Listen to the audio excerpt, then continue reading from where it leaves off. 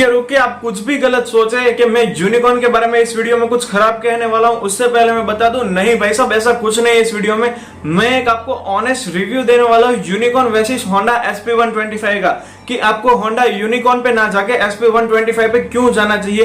क्यों मैंने ऐसा कहा कि होंडा यूनिकॉर्न से SP125 आपको बेटर ऑप्शन में मिलने वाली है, यानी कि बेटर फीचर लिस्ट के साथ मिलने वाली है, और वो भी 16,000 रुपये कम प्राइसिंग में। जी हाँ, आपने सही सुना, होंडा SP125 से यूनिकॉर्न 16,000 रुपये महंगी है।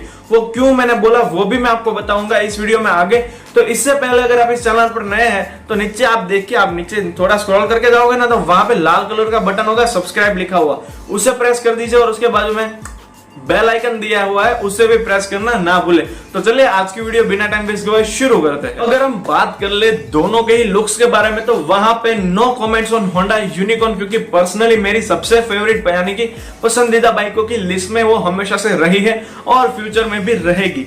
लेकिन वो जो नई आई है वो वाली नहीं, यही पुराना जो लुक है ना भाई साहब, एक दमदार और रफ एंड टफ लुक, ये हमेशा से मेरा और कई सारे इंडियंस का मोस्ट फेवरेट लुक रहा है और आगे रहेगा भी। और अगर हम बात कर ले SP125 के बारे में तो वहां पे थोड़ा ज्यादा गड़बड़ा जाता है, क्योंकि SP125 का लुक इस तरीके से यानी कि इस तरीके से डिजाइन किया गया है कि वो ज्यादातर यंग जनरेशन को अट्रैक्ट करने में आसान, यानी कि अगर हम बात कर ले 18 से लेके 35 या 14 इयर्स के जो लोग हैं उनके लिए SP125 बेस्ट लुकिंग प्रोवाइड करती है। लेकिन जो 45 के अबोव वाले पर्सन होंगे उन्हें ये लुक थोड़ा ज्यादा कटकेगा और ज्यादा फ्यूचरिस्टिक भी लग सकता है।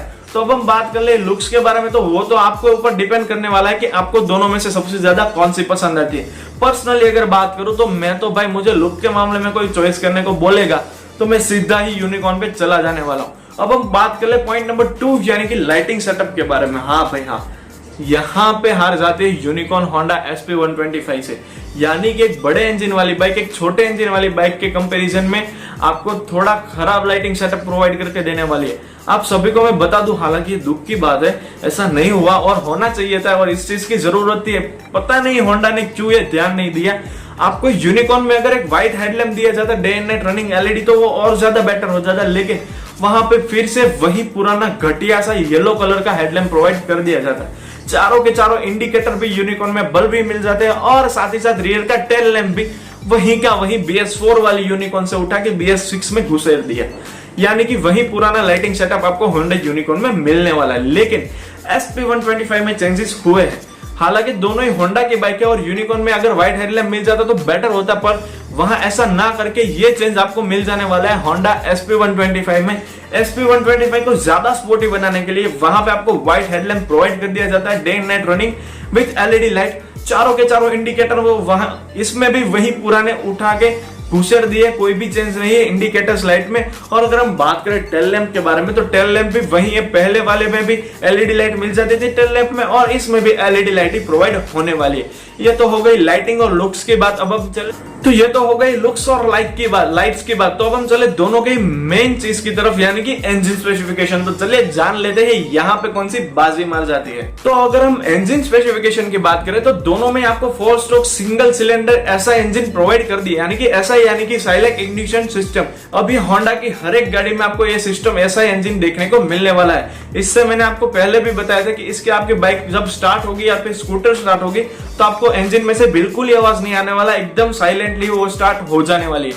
अब हम बात करें SP के बारे में तो वहां पे 4 वोल्ट पर सिलेंडर प्रोवाइड कर दिए जाते हैं, जबकि यूनिकॉर्न में 2 वोल्ट पर सिलेंडर प्रोवाइड कर दिए जाते हैं। लेकिन अब हम चले दोनों के ही मेन फैक्टर की तरफ। तो यहाँ पे आपको होंडा SP125 10.8 PS की पावर और 10.9 नैनोमीटर का टॉर्क निकाल के देने वाला है। अब अगर हम यहाँ पे कंपेयर करने जाएंगे यूनिकॉर्न को तो यूनिकॉर्न जीतेगी, सीधे तौर पे जीतेगी, क्योंककि वहां बहुत बड़ा इंजन यानी कि एक स्पोर्ट बाइक वाला ही इंजन आप गिन लीजिए वो आपको कम्यूटर बाइक में प्रोवाइड कर दिया है, ऐसा ही मान लीजिए।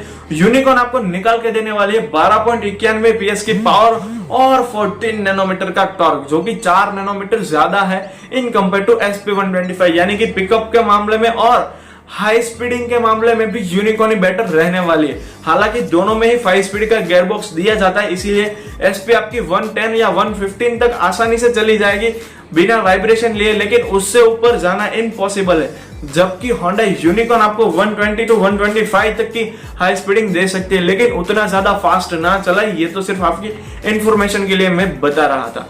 तो अब हम चलते हैं हमारे नेक्स्ट पॉइंट की तरफ। हाँ, एक चीज दिमाग में से निकल गई कि दोनों में ही आपको फ्यूल इंजेक्शन सिस्टम देखने को मिल जाने वाला है, जिससे कि क्या होगा, इन दोनों ही बाइक की माइलेज जो पुराने BS4 वाले वर्जन थे उससे 10 या 12% आपको ज्यादा मिल जाने वाली है। तो चलिए अब चलते हैं हमारे नेक्स्ट पॉइंट की। जो हमारा नेक्स्ट पॉइंट आ जाता है वो है फीचर्स एंड सेफ्टी के बारे में। भाई साहब, गाड़ी लोगे आप 70,000 80,000 लाख रुपए खर्च करोगे तो वहां पे आपको थोड़े एडवांस फीचर्स और साथ ही साथ सेफ्टी तो मिलनी चाहिए ना। हालांकि बाइक राइडिंग की सबसे अच्छी सेफ्टी है वो टोपा आता है ना काले कलर का, जिसे हम हेलमेट बोलते हैं, वही पहन के चलिए भाई साहब, आपका दिमाग बच जाएगा। और कुछ अगर आपके पास नहीं है तो 2 नंबर की बात है, वरना आपका दिमाग जरूर बच जाएगा। तो अब हम बात कर ले फीचर्स और सेफ्टी के बारे में, तो यहाँ पे भी Honda Unicorn एक आपको बेटर पैकेज अवेलेबल करवा दिया, क्योंकि Honda Unicorn में आपको front single channel ABS provide कर दिया जाता है, जबकि शाइन SP में आपको ऐसा कोई भी ABS सिस्टम प्रोवाइड नहीं किया जाता, क्योंकि वहां पे 125 इंजन है और वो उतना ज्यादा पावरफुल नहीं है कि उसे रोकने के लिए आपको एक ABS ब्रेकिंग की जरूरत पड़े। हालांकि अगर वो सभी में ABS सिस्टम दी जाए तो वहां पे जो बाइक स्लिप होकर जो एक्सीडेंट होते हैं वो जरूर से कम हो जाएगी। और अगर हम बात करें वहां पे SP में क्या बेस्ट है, तो वहां पे आपको IBS यानी कि इंटीग्रेटेड ब्रेकिंग सिस्टम दे दिया जाता है और Honda Unicorn में आपको ABS सिस्टम मिल जाता है। और अगर हम बात करें, मैं बता रहा था कि SP किस तरीके से बेटर है Honda Unicorn से, तो आपको SP में मिल जाने वाला है एक डिजिटल कंसोल पूरा का पूरा, यानी कि पूरी डिस्प्ले जो आपका स्पीडोमीटर है वो आपको डिजिटल दिया जाएगा। साथ ही में वहां पे आपको सर्विस ड्यू इंडिकेटर भी दिया जाएगा, साइड स्टैंड लाइट भी दे दी जाएगी, यानी कि जो डिजिटल कंसोल है उसमें बहुत सारे फीचर्स आपको प्रोवाइड कर दिए जाने वाले हैं। जबकि यूनिकॉर्न में तो वही पुराना रखा गया हुआ है, जो एनालॉग कंसोल आता था वही का वही वहां पे मिल जाने वाला है। तो इस मामले में यहाँ पे SP थोड़ा बेटर परफॉर्म करके देने वाली है स्पीडोमीटर के मामले में इन कंपेयर टू यूनिकॉर्न। और अगर हम बात करें दोनों के ही कुछ एडिशनल फीचर्स के बारे में, तो वहां पे भी भाई साहब SP बेटर रहने वाली है। मैंने क्यों लिखा था थंबनेल में से, अब ये आपको मैं बताने जा रहा हूं। तो वहां पे आपको SP में एक साइलेंट स्टार्ट इंजन मिल जाने वाला है विथ SCG सिस्टम। साथ ही साथ वहां पे आपको गियर पोजीशन यानी कि गियर अप डाउन का इंडिकेटर भी दे दिया जाएगा। साथ ही में वहां पे इको मोड का भी ऑप्शन अवेलेबल करवा दिया जाता है और साथ ही साथ वहां पे आपको एक बहुत ही स्टाइलिश और मॉडर्न बॉडी ग्राफिक्स भी प्रोवाइड कर दिए जाते हैं। अब तो हो गई भाई ये SP की खासियत। अब हम चले यूनिकॉर्न की तरफ, तो वहां पे आपको फ्रंट में 3D विंग्स प्रोवाइड कर दिए जाते हैं, जो कि इस बाइक को और ज्यादा अट्रैक्टिव बना देते हैं। और साथ ही जो हम शाइन की बात करें तो वहां पे बहुत सारे प्लस फैक्टर्स है जो कि शाइन को बेटर पैकेज बनाते हैं, लेकिन Honda Unicorn में वही पुरानी परंपरा ही कंटिन्यू रखने की Honda वालों ने कोशिश की है। तो ये पॉइंट तो खत्म हो चुका फीचर्स एंड सेफ्टी के बारे में। तो अब हम चलते हैं हमारे नेक्स्ट पॉइंट।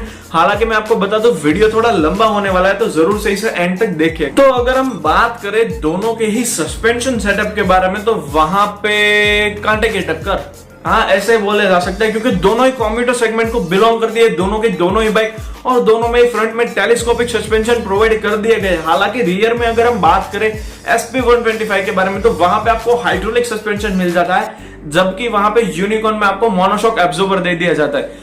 अगर हम कंपैरिजन करें तो वहां पे मोनोशॉक एब्जॉर्बर का हमेशा परफॉर्मेंस हाइड्रोलिक सस्पेंशन सेटअप से बेटर ही रहा है, लेकिन वहां पे जो SP 125 में आपको हाइड्रोलिक सस्पेंशन दिए जाते हैं वो भी बहुत ज्यादा पावरफुल है। इसीलिए दोनों का ही कंफर्ट, दोनों ही में रियर सीटिंग का सेम रहने वाला, और फ्रंट में तो दोनों में ही सेम आपको सस्पेंशन सेटअप दे दिया जाता है। हालांकि Honda Unicorn से SP थोड़ी कम भारी है, इसीलिए वहां पे आपको गड्ढों में से निकलने के बाद झटके कम महसूस होने वाले हैं। ये तो हो गई सस्पेंशन, लुक, इंजन और बाकी सारे फीचर्स की बात है। तो अब हम मेन पॉइंट की तरफ यानी कि मेन बात कर ले। अगर हम टायर साइजेस के बारे में बात करें तो वहां पे SP में आपको 100:18 एस्पेक्ट रेशियो वाला फ्रंट में 18 इंच का, और रियर में भी वही 100:18 एस्पेक्ट रेशियो वाला 18 इंच का टायर मिल जाने वाला है। और अगर हम बात करें यूनिकॉर्न के बारे में, तो यूनिकॉर्न में भी फ्रंट में 18:100 एस्पेक्ट रेशियो वाला 18 इंच का, यानी कि फ्रंट व्हील दोनों के ही सेम है। लेकिन रियर व्हील की बात करें तो वहां पे Honda Unicorn बाजी मार जाती है, क्योंकि वहां पे आपको 100:19 एस्पेक्ट रेशियो वाला 18 इंच का व्हील दिया जाता है, यानी कि SP के मुकाबले थोड़ा बड़ा व्हील मिलता है।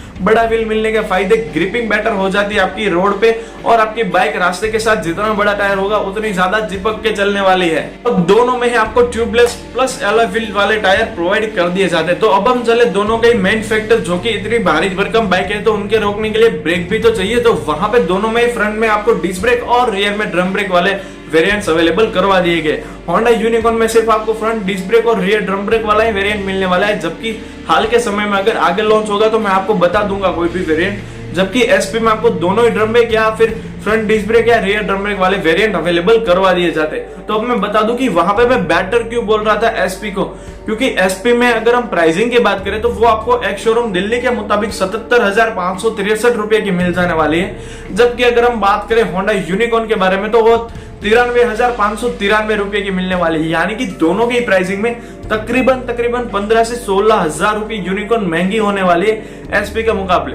और महंगा होने के बावजूद वहां पे आपको एक क्या प्लस पॉइंट मिलता है कि आपको एक तो इंडिया की फेमस बाइक मिल जाती है और साथ ही साथ वहां पे आपको एक थोड़ा दमदार इंजन भी मिल जाता है। ये हो गए इसके प्लस पॉइंट। लेकिन अगर हम एसपी की तरफ जाए तो वहां पे आपको एकदम साइलेंट स्टार्ट इंजन हो जाता है, लॉन्ग सीट मिल जाती है, बॉडी ग्राफिक्स दिए जाते हैं, साथ ही साथ फ्रंट में व्हाइट कलर का हेडलैम्प प्रोवाइड कर दिया जाता है, एक स्पोर्टी बाइक लुक मिल जाती है। बहुत सारे ऐसे प्लस फैक्टर है जो कि एसपी को भी प्लस बनाते हैं और इसकी प्राइस को बहुत अच्छी तरीके से जस्टिफाई करते हैं 77,000 को। तो बस दोस्तों यही थी हमारी आज की वीडियो। तो मैं आपको यही बताना चाह रहा था कि अगर आपकी जो सारी जरूरियातें है वो अगर आपको एसपी में मिल जाती है तो आप 16 या 17,000 ज्यादा खर्च करके यूनिकॉर्न की तरफ क्यों जाए। हालांकि लुक अपनी प्रेफरेंस, और अगर आपको बड़ा इंजन चाहिए तो ही आपको वहां पे जाना चाहिए। बाकी आपको एसपी एक थोड़ा better value for money package available करवा देते हैं। तो बस दोस्तों यही थी आज की वीडियो। आई होप कि आपको वीडियो पसंद आई तो लाइक शेयर और कमेंट करना ना